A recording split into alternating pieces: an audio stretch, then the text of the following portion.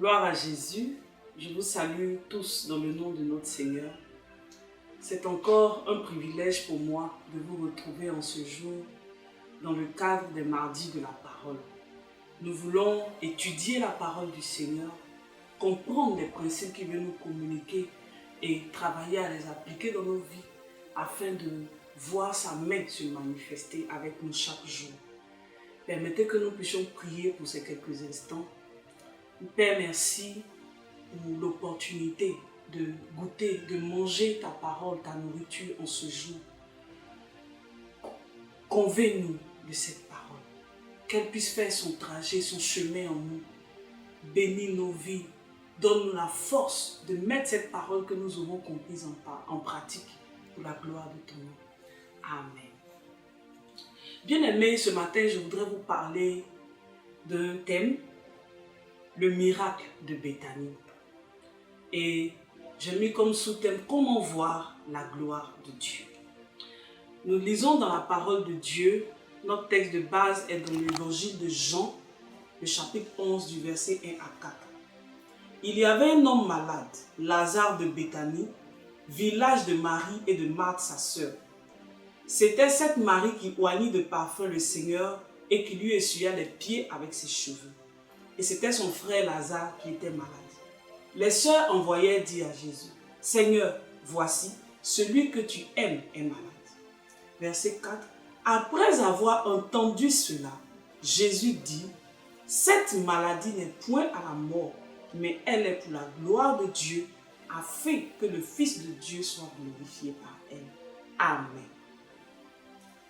Ce texte nous relate l'histoire d'un homme qui est célèbre dans la Bible. Il s'agit de Lazare, célèbre parce qu'il est ressuscité, Jésus l'a ressuscité après qu'il ait passé 4 bons jours dans son tombeau. Et la première des choses qui va nous marquer ici, c'est que Béthanie est une toute petite ville, insignifiante. On connaît Jérusalem, qui est la cité de Dieu, là où il y a le temple, c'est la ville où tout le monde vient adorer le Seigneur. Mais à côté de cette ville, il y a Béthanie. Et le miracle de Béthanie veut s'adresser à quelqu'un qui est une personne ordinaire, qui est une personne simple, qu'on ne connaît peut-être pas, qui se perd dans les rangs de l'église, pour qui on n'a pas beaucoup de considération. Quelqu'un qui est comme cette petite ville, à côté de la grande ville, à côté des grands serviteurs de Dieu, à côté des chrétiens qu'on voit, à côté des responsables de l'église, mais qui compte aux yeux du Seigneur. Comment voir la gloire de Dieu? Lazare est malade. Ses sœurs envoient appeler Jésus qui est son ami. Et Jésus, plutôt que de venir immédiatement, mais il va dire une chose avant de venir. Il dit, cette maladie n'est point à la mort, mais elle est pour la gloire de Dieu. Cette maladie est une situation dans la vie de Lazare qui va révéler le nom de Dieu. Dans ta vie, tu traverses certainement une situation. Avec cette crise de Covid-19, c'est peut-être ton foyer qui est malade ou qui est mort. C'est peut-être ton travail qui est malade ou qui est mort. Tes affaires, ton restaurant, tes projets, ta vie spirituelle, ton ministère, je ne sais pas, c'est peut-être la vie de tes enfants. Il y a tellement de difficultés que nous traversons. Il y a tellement de situations contraires que nous sommes en train de vivre actuellement. Certainement, tu as une maladie dans ta vie. Lazare va mourir par la suite. Certainement que la situation même est morte. Mais je voudrais te dire ce matin que Jésus, le Fils de Dieu, le Dieu de la résurrection, il est en route. Et il te dit une parole ce matin. Cette situation que tu vois, elle n'est pas pour ta mort. Elle n'est pas pour ta perte. Elle est là pour que Dieu soit glorifié. Pour que le nom de Dieu éclate dans ta vie. Alléluia. Et pour que ce miracle puisse se produire, bien-aimé, il y a eu 3 choses qui se sont passées.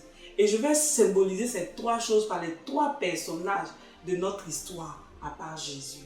La première personne, c'est Lazare lui-même, qui était malade, qui est mort, qui a été enterré. Mais Lazare était l'ami de Jésus. Et le passage que nous avons lu insiste sur le fait que c'était celui que Jésus aimait. Donc Lazare avait une relation personnelle avec le Seigneur. Bien-aimé, pour que Dieu accomplisse un miracle dans ta vie, il faut que tu aies une relation personnelle avec le Seigneur. Il ne s'agit pas pour toi simplement d'aller à l'église, mais il faut que le Seigneur te connaisse, qu'il te reconnaisse comme son ami, qu'il te reconnaisse comme son intime, qu'il te reconnaisse comme quelqu'un qui l'aime et qui a une relation avec lui. C'est pourquoi si tu m'écoutes aujourd'hui et que tu n'as pas encore cette relation d'intimité et d'amitié avec le Seigneur, tu peux le faire simplement en disant: Seigneur, je veux être ton ami, viens dans ma vie, je veux marcher avec toi. Et si tu es quelqu'un qui a déjà donné ta vie à Jésus, je veux te dire simplement que quand tu es l'ami de Jésus, des choses difficiles peuvent t'arriver. Mais sache simplement que le simple fait que Jésus soit ton ami, qu'il soit dans ta vie, il ne te laissera pas. Il n'est peut-être pas encore arrivé, tu ne l'as peut-être pas encore vu, mais il est en chemin. Et c'est lui qui déclare cette parole, que cette situation n'est pas pour ta perte, elle est là pour que la gloire de Dieu puisse se manifester. Lazare est le symbole de la foi que nous recevons lorsque nous donnons notre vie à Jésus. Éphésiens, le chapitre 2, du verset 8 à 9 dit que nous sommes sauvés par la foi. Donc lorsque nous donnons notre vie à Jésus, cette foi nous garantit que Jésus va intervenir dans nos vies. Alléluia. La deuxième personne, c'est Marthe. Marthe, lorsque dans la suite du chapitre 11, Jésus va arriver auprès d'eux, Lazare est déjà mort, il est déjà enterré depuis 4 jours. Marthe va s'approcher de Jésus et elle va dire une chose. Elle dit, nous pouvons lire le verset 20, nous pouvons lire le verset 27, nous pouvons lire du verset 39 à 40. Elle va dire à Jésus, si tu avais été ici, mon frère ne serait pas mort. Et Jésus va lui dire, je t'ai dit que si tu crois, tu verras la gloire de Dieu. Et elle va commencer à argumenter avec le Seigneur. Lui dit, Seigneur, je crois que tu es la résurrection et la vie. En d'autres termes, Marthe avait une foi dans la parole de Dieu, que Jésus est capable de ressusciter son frère. Bien-aimé, pour que le miracle de Béthanie puisse arriver dans ta vie, pour que tu puisses voir la gloire de Dieu dans ta vie, il faut que ta foi soit fondée sur la parole de Dieu. Romains 10, 17 nous dit que la foi vient de ce qu'on entend et que ce qu'on entend vient de la parole de Christ. Quelle est la parole que Dieu t'a dite?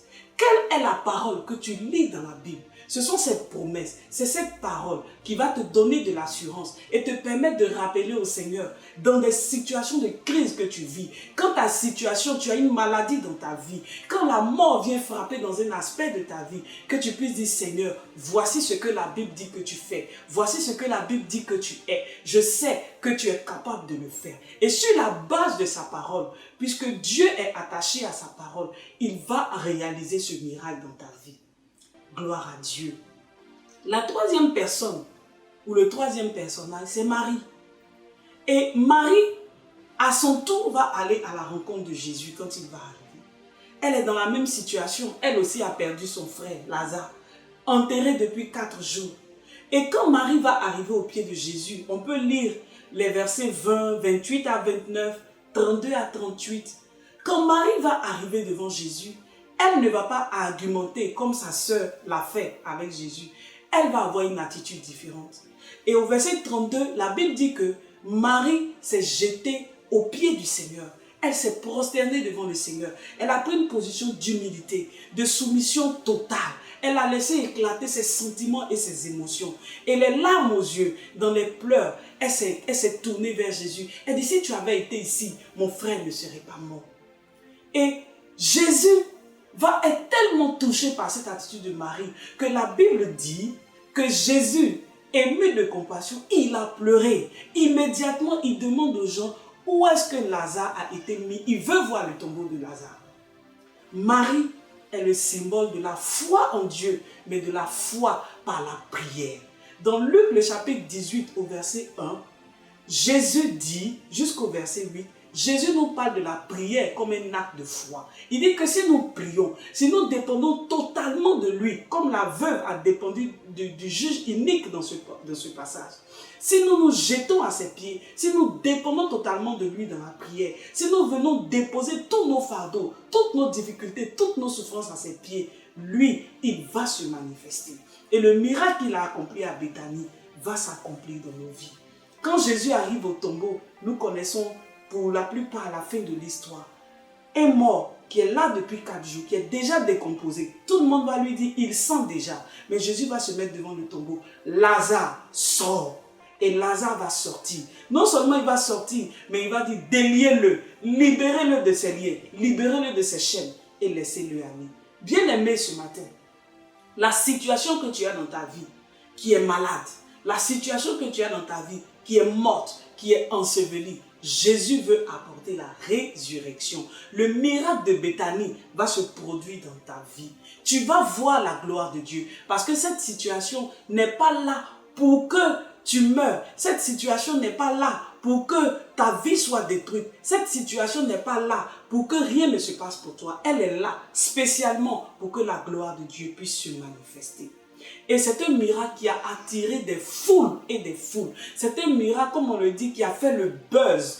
Tout le monde voulait savoir qui est-ce que Jésus avait ressuscité depuis 4 jours. Bien-aimé, le miracle de Dieu dans ta vie va attirer des gens. Le miracle de Dieu dans ta vie va attirer les regards de ta famille, les regards de tes collègues, les regards de tes frères et sœurs dans l'église. Que Dieu te bénisse. Reçois cette parole dans le nom de Jésus.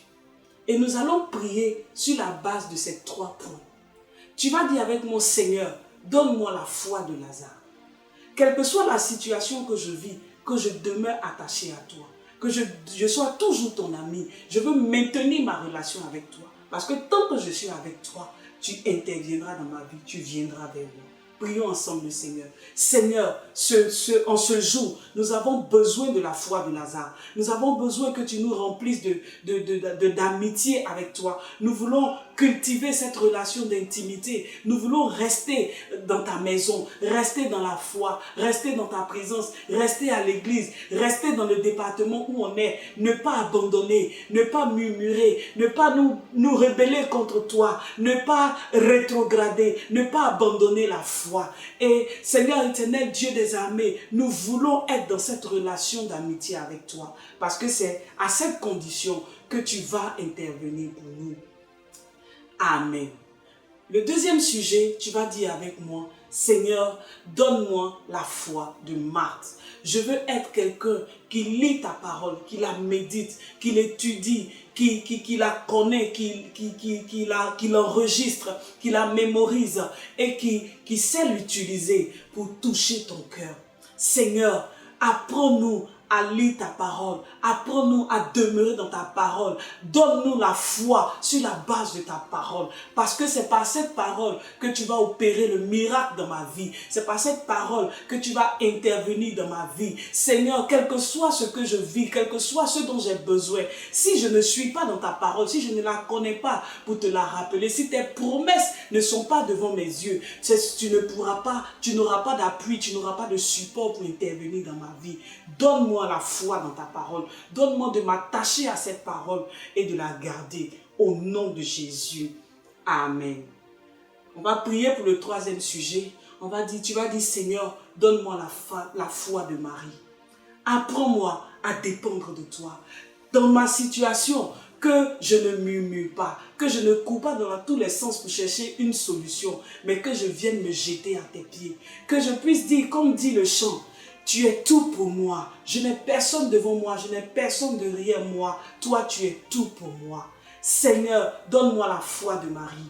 Apprends-moi à être une personne de prière. Apprends-moi à venir vers toi, même dans les situations les plus compliquées. Que j'ai confiance que tu es le Dieu qui a le dernier mot. Que j'ai confiance que tu es le seul qui peut apporter la résurrection. Seigneur, je veux voir le miracle de Béthanie dans ma vie. Seigneur, je veux que ta gloire éclate sur ma vie afin que tout le monde puisse voir ce que tu as fait pour moi. Merci de me donner la force de tenir. Merci de me donner la force d'avancer. Merci de me donner la force de demeurer en toi et de garder ma confiance en toi. De continuer de prier, de continuer de te supplier, d'être à tes pieds, prosterné, d'être à tes pieds, ouvrant mon cœur, déposant mon fardeau. Que ton nom soit béni, Seigneur. Amen.